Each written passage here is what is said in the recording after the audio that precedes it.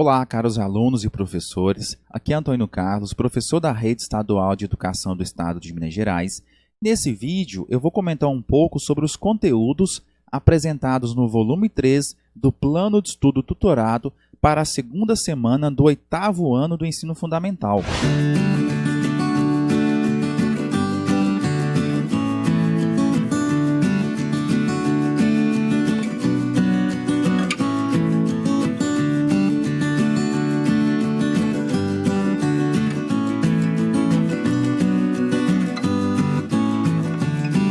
Pessoal, se inscreva no meu canal, ative o sininho da notificação, deixe sua curtida e também o seu comentário com a sua dúvida se você tiver. Isso ajuda muito no crescimento do canal e também me dá motivação para continuar produzindo conteúdos como esse para vocês. Para essa segunda semana, a unidade temática que nós vamos estudar, conexões e escalas, objeto de conhecimento, corporações e organismos internacionais e do Brasil na ordem econômica mundial.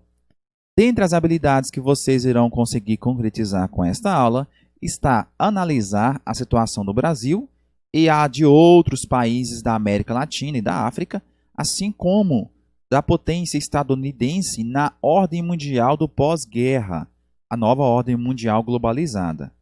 Dentre os conteúdos que vocês irão estudar estão globalização, a nova ordem mundial, meio técnico, científico e informacional, e os continentes americano e africano, bem como identidades e interculturalidades regionais, no caso dos Estados Unidos, América Espanhola, Portuguesa e África. Por fim, leitura, interpretação e elaboração de representações cartográficas, como mapas, anamorfoses, croquis, dentre outros.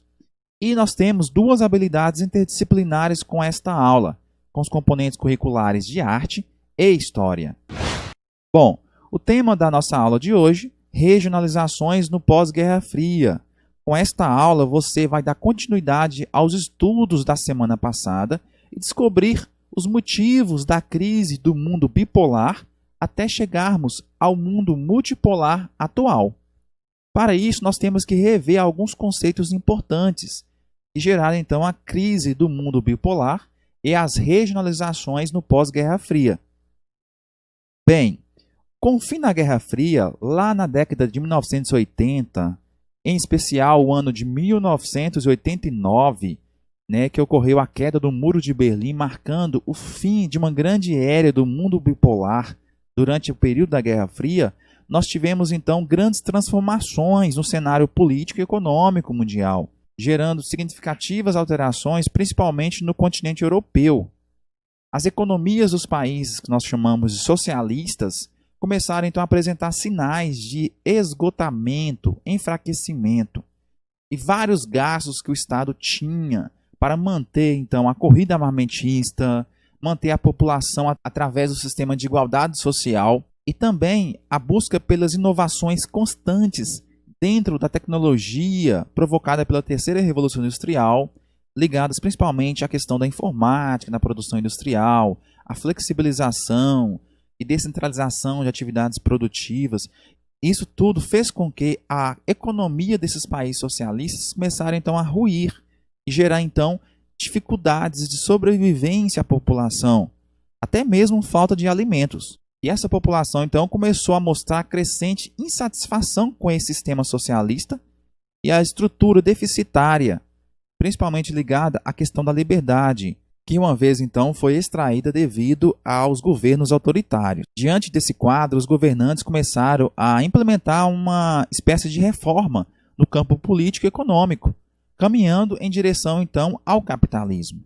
E essa abertura dos países socialistas, provocando essa mudança aí, principalmente aqueles que estavam ligados à União Soviética, permitiu então uma aproximação dos países capitalistas, principalmente dos Estados Unidos.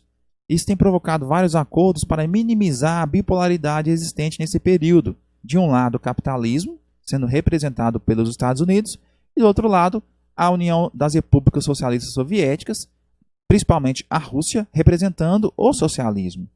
E dentre esses acordos, nós tínhamos então a redução do arsenal nuclear, e, consequentemente, amenizando as tensões da Guerra Fria. Esse processo todo tem culminado com a derrubada então do sistema socialista pelo mundo, através da queda do Muro de Berlim, que foi o símbolo principal da Guerra Fria, e os países então do regime socialista soviético, eles começaram a desagregar e transformar a sua economia numa economia mais capitalista. Então nós podemos dizer que a partir de 1989, a União Soviética deixou de existir, formada mais ou menos por 15 repúblicas que agora são independentes, deixando de ser a União das Repúblicas Socialistas Soviéticas e passaram então a ser países independentes, com sistemas econômicos e políticos independentes. E esse fim da Guerra Fria provocou uma reorganização do espaço geográfico mundial, com essa transformação no modo de produzir, de pensar e fazer política pelo mundo. No início da década de 90, nós podemos dizer que uma nova ordem mundial começou a ser implementada pelo mundo afora, onde nós tínhamos grandes centros econômicos e tecnológicos de poder, principalmente aí ligados aos Estados Unidos, à União Europeia, que corresponde ao bloco econômico, reunindo alguns países europeus, e também o Japão, ou seja, um mundo mais multipolar, com vários polos de influência, tanto na área econômica quanto política. No caso da União Europeia, o principal país é a Alemanha. Então, portanto, nós temos 3 grandes áreas de influência, gerando então 3 polos econômicos e políticos, um sendo dominado pelos Estados Unidos, e outro pela Alemanha, e outro pelo Japão. Então, nesse momento, nós podemos dizer que uma nova ordem mundial, também chamada de globalização, começou então a rever os modos de fazer política e economia pelo mundo. E nesse sentido, o mundo então passou a ter essas áreas de influência. E essas áreas de influência perduram-se até os dias de hoje. Bom, caros estudantes e professores, esse foi o vídeo explicativo dos conteúdos apresentados no volume 3 do Plano de Estudo Tutorado para a segunda semana do 8º ano do Ensino Fundamental. Meu forte abraço e meu muito obrigado.